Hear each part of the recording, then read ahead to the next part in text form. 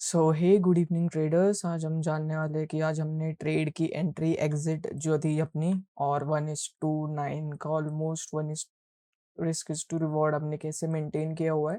तो मैं वीडियोस जो है वो एकदम रॉ बनाता हूँ और मैं एक्सप्लेन करने की कोशिश करता हूँ, but it's basically based on psychology and price action. तो मैं साइकोलॉजी पे ज़्यादा ध्यान देता हूँ, तो इसीलिए मैं ट्राई कर रहा हूँ कि आपको ज़्यादा से ज़्यादा समझ में आए।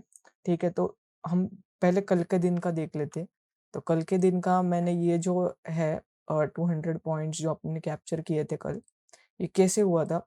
सो बेसिकली मेरा व्यू जो था कि मार्केट फ्राइडे को जहाँ पे क्लोज़ हुआ है, वहाँ से वो थोड़ा-सा बुलिश होके फिर से एक रिट्रेसमेंट लेगा और ये लेवल मेरी मैंने ऑलरेडी मतलब थी मेरे इसमें कि 777 777 पे 45,777 से जो है मार्केट रिजेक्शन लेके फिर से नीचे आ सकता है, इसलिए मैंने ये कॉल साइड की पोजीशन बना ली थी। इसमें भी हमने 1:6 का जो है वो रिस्क टू रिवॉर्ड मेंटेन किया हुआ है और यहाँ पे अपनी 500 की भी लेवल थी। तो मार्केट ने पहले रिटेलर्स को वगैरह सब ट्रैप किया है। तो मार्केट आज नीचे क्यों आया? तो मार्केट आज नीचे इसलिए आया है क्योंकि जो कल यहाँ पे जो जिन लोगों ने बाइंग करके गए थे, उन लोगों को मार्केट को निकालना था समहाउ, क्योंकि बिना निकाले या उनको वैसे ही रहने देने के लिए मार्केट मतलब ये है नहीं, दया नहीं दिखाता है किसी पे। हर किसी को निकाल देता है, पोजिशनल हो भले ही इंट्राडे हो। ठीक है, तो हम टाइम फ्रेम 1 मिनट कर देते हैं ताकि हमें थोड़ा क्लियर व्यू मिले। ठीक है, तो सबसे पहले मार्केट ने ट्रैप कैसे किया और लिक्विडिटी कैसे जनरेट की, राइट? सो सबसे पहला ये जो रेड कैंडल जो आपको दिख रही है बड़ी वाली 918 को, मैंने इसमें ही रनिंग कैंडल में एंट्री बना ली थी। ठीक है, सो उसके बाद जो है आप यहाँ पे देख सकते हो, मैं ट्रेंड लाइन का जो है कलर ब्लू कर देता हूँ। ठीक है, सो ये जो एक ट्रेंड लाइन भी जा रही थी, ठीक है, लिक्विडिटी जनरेट कैसे हुई मैं आपको दिखा देता हूँ। तो ट्रेंड लाइन यहाँ से जो है वो ब्रेक हुई, रिटेलर्स रिटेस्ट भी हुई। तो रिटेलर्स ने सभी ने बाय बाय बाय बाय किया है और यहाँ पे लिक्विडिटी यानी कि नंबर ऑफ ऑर्डर्स जो है वो काफ़ी ज़्यादा हो गए, जो कि ऑपरेटर्स को चाहिए होता है, राइट?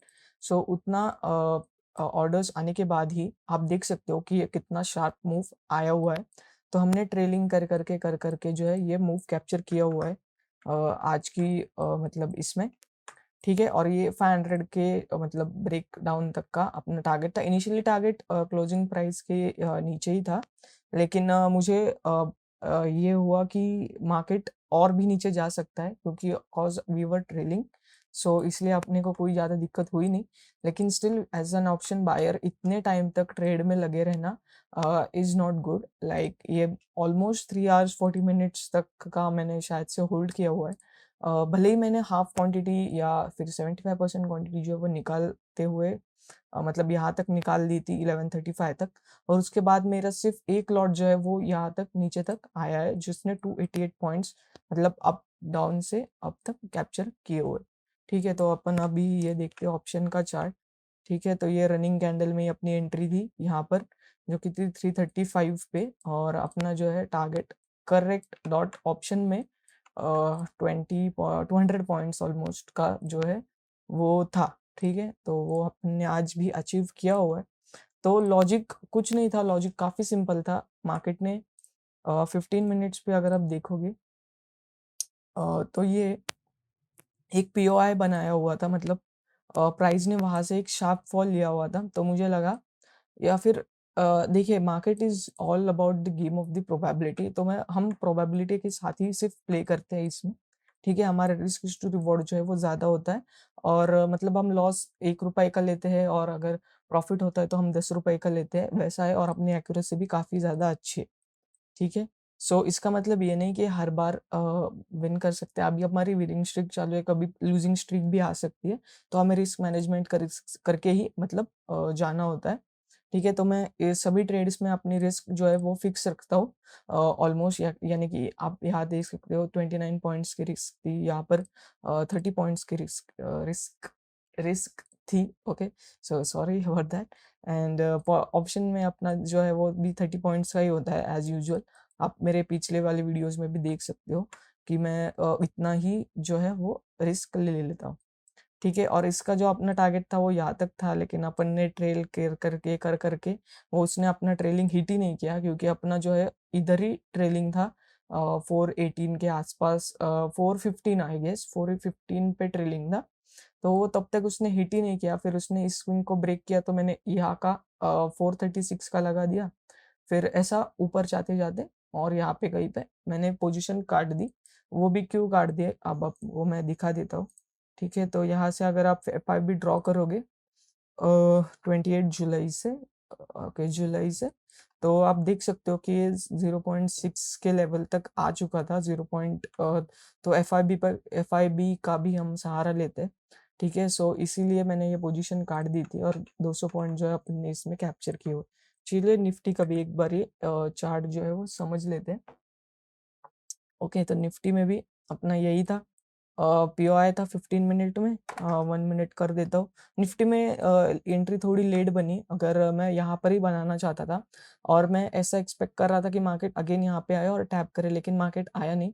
सो मैंने अगेन यहाँ पे फिब का जो है इस्तेमाल किया और मैंने रिट्रेसमेंट पे यहाँ पे रेड कैंडल बनी और यहाँ से मतलब मैंने ये किया, बाय किया पीई का। ठीक है, तो पहले इसने प्रॉफिट दिखाया, फिर लॉस भी दिखाया हमें, लेकिन हमारा स्टॉप लॉस सिर्फ 10 पॉइंट्स का था और वो हिट नहीं हुआ। सो मैंने उसको भी ट्रेलिंग पे लगा के अपन ने इसमें भी 63 पॉइंट्स जो है वो कैप्चर कर दिए।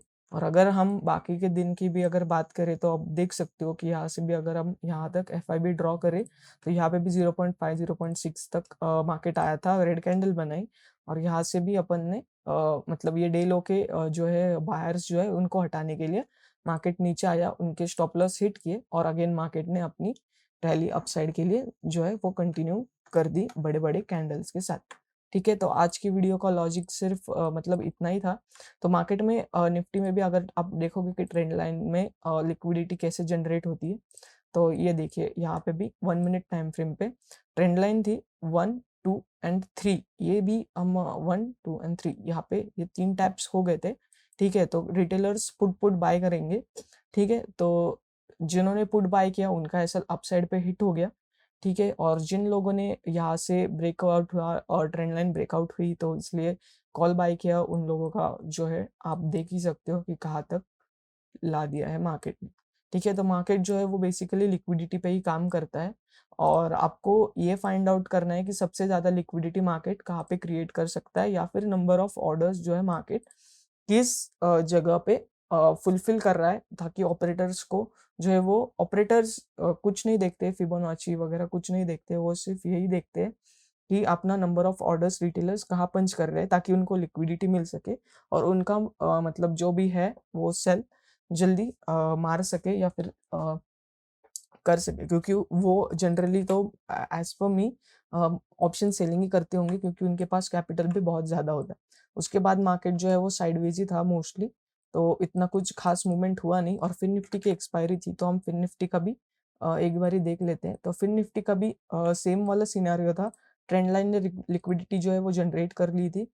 ठीक है, और फिर मार्केट को कहाँ जाना था कि जहाँ पे सबसे ज़्यादा स्टॉप लॉस जो है उस साइड पे मार्केट जाता है। तो सबसे ज़्यादा स्टॉप लॉसेस जो थे वो यहाँ पे थे, क्योंकि ट्रेंड लाइन ब्रेक हुई, लिक्विडिटी जनरेट हुई, उसके बाद मार्केट ने उनके सभी के स्टॉप लॉस खाने मार्केट नीचे तक आ गए। ठीक है, अगर अगर हम अगेन देखें, तो यहाँ पे भी कुछ इस तरीके से एक ट्रेंड लाइन थी, लेकिन यहाँ पे इतना मतलब ट्रेंड लाइन इतनी ये है होती नहीं है। सो थोड़ी बहुत आप एडजस्ट करके और आपको लिक्विडिटी की जो है प्रैक्टिस करके आपको समझ में आ जाएगा। मैं बाकी इसमें मैं वीडियो बना दूंगा कि लिक्विडिटी कैसे जनरेट होती है और हम कैसे कैसे उन लिक्विडिटी जोन्स पे जो है वो ट्रेड कर सकते हैं। ओके, सो आज के लिए बस इतना ही, मिलते हैं कल की वीडियो में।